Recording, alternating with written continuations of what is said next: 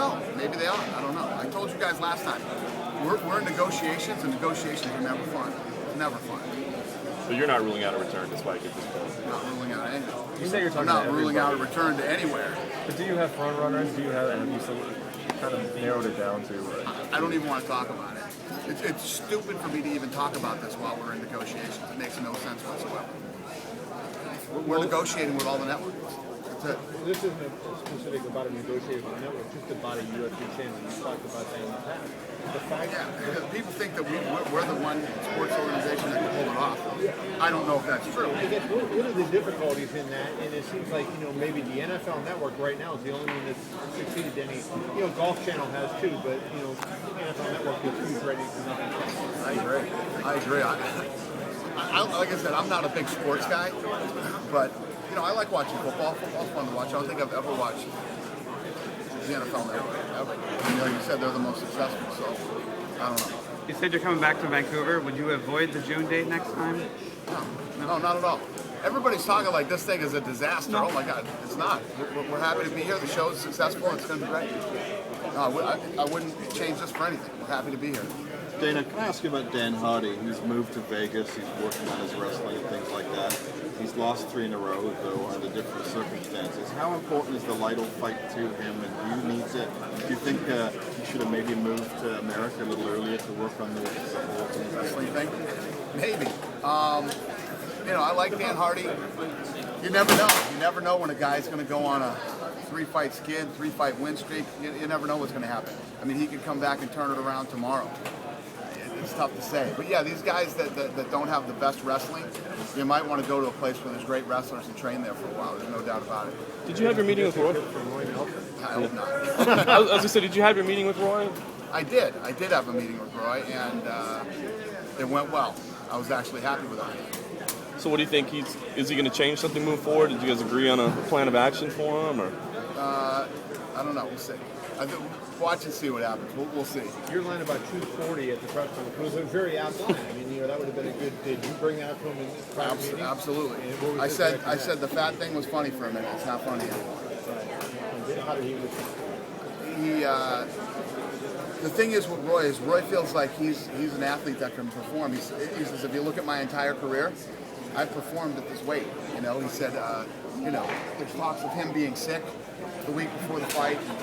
I don't not believe him. I guess he had walking pneumonia. But Frank Mir did too. Frank Mir was sick that week too, and it is hard to talk to a guy who has performed at the level he has with that weight, but he felt like he had one bad fight and everybody jumped on him. So listen, I performed well at this weight. I'm a human being. I got sick. I still fought, and my cardio was horrible that night. I was dying. And I'm not sure to bag on him, but when you look at his biggest fights, almost every one of them he's lost. Junior, Arlovsky, you go back. So how many? I agree. A lot of guys get cut after 2 or 3 losses, and Roy's lost almost every one of his big fights. So how do you make this? Not with us. Well, Roy's been on a tear since he's been in the UFC. Right, but I mean, he hasn't had that. If you take his top 7 fights, he's probably lost 6 of them. He's only got 6 losses in the career. Well, he won the Ultimate Fighter. Right. Then he went on a tear, and he just lost to Frank Mir, former 2-time world champion. I mean, that's what he's saying. He's saying, you guys jump on me. But what you said is 100% true in that, listen, when you get into these big fights with the guys that mean something, you don't win. Right. So maybe you need to change something up. That's what I'm getting. Yeah, I couldn't agree with you more. So are there any intermediate goals you want to see him reach before you book him, or will you just book a fight for him? I don't know. We'll see. We'll see what happens with Roy. Just like the confidence rate of very hard. Are you as confident? I'm never confident about New York. Obviously, this run was a little bit better. We got more support than we've had, the last time. So we'll see. Whatever happens, happens. If it doesn't happen this year, you have to start from scratch. You just have to keep, because every time you have to keep pumping in more. But it's nothing new. We've been doing this for almost 11 years now in a lot of different places. And yeah, we're just going to have to keep working on it.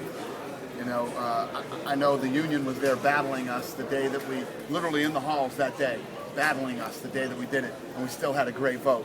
And then we got through the tourism, and we'll see what happens. Every time we go, we gain more momentum.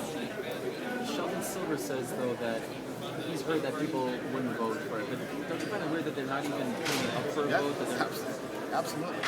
I mean, I don't find it weird at all. I mean, how do you find it? I mean, everybody knows what's going on. None of us are blind. But whatever, we're not going away. We're not going anywhere. We're going to keep going. We're going to keep working it until we get in there. Do you think a television deal can impact that? Because say you get a network television deal and pull good ratings on it, that increases the popularity and everything. Could that start to? I think that. I mean, look how popular we are now, and how about we were, what is it? I don't know the mileage, but a few hundred miles, maybe. Away from New York when we just put on that huge show. And as we keep talking about the problems that New York faces, not just in New York City, but in Buffalo and Syracuse and some of these other small towns where events would be big for that. It's New York politics, man. It's New York politics.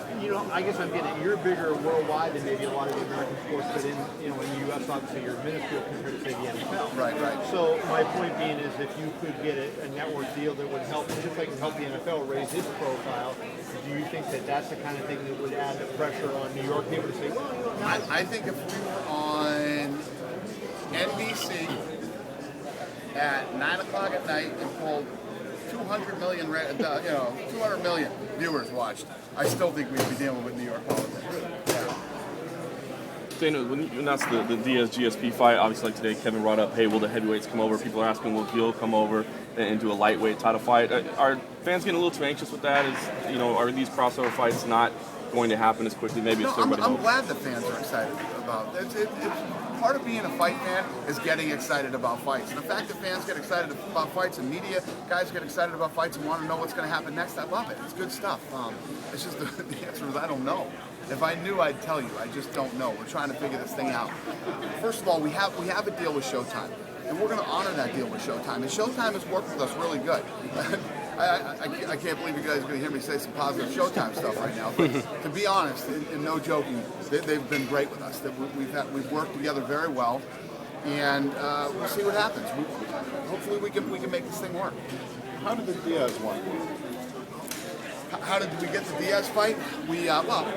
People were screaming for it and clamoring for it. We went and talked to Showtime, and Showtime was cool. So when you have the deal that's in place, it prevents you basically from taking talent away from Strikeforce. So I think that's what everybody's trying to understand. It doesn't prevent us from taking Strikeforce fighters, but we want to respect the relationship that we have with these guys and the deal that we have. I mean, anybody who's ever dealt with us over the last 10 years, from athletic commissions to venues to Spike TV, you talk to anybody who's ever dealt with us. We honor everything that we say. We honor our contracts. We try to be good partners to everybody. And we're going to do the same thing with Showtime. That's what I'm saying. You wouldn't want to strip down the product, basically. No, we want to make this thing work for them and us. And the big question with Strikeforce is, can we make this thing work on Showtime so that we don't get murdered and lose a bunch of money? So what happened? I want to ask you about that thing, because in 2002, Showtime and HBO shared Lennox Lewis and Tyson fight, right? So now it's when Strikeforce Grand Prix plays out. What about theoretically like a world heavyweight Grand Prix? That, two finalists from Strikeforce and two guys from UFC, or 4 and 4, and do that. Then you can put some fights on their network, some fights on your network, and wouldn't you be able to then satisfy the fans and satisfy all the TV people? We'll see what happens. I mean, there's probably a lot of possibilities that we could do. We'll see how this whole thing works out. We gotta figure it out. And I won't lie to you, 99.9% of it is economics. It's about making it work so that the UFC doesn't get slaughtered. How do you work out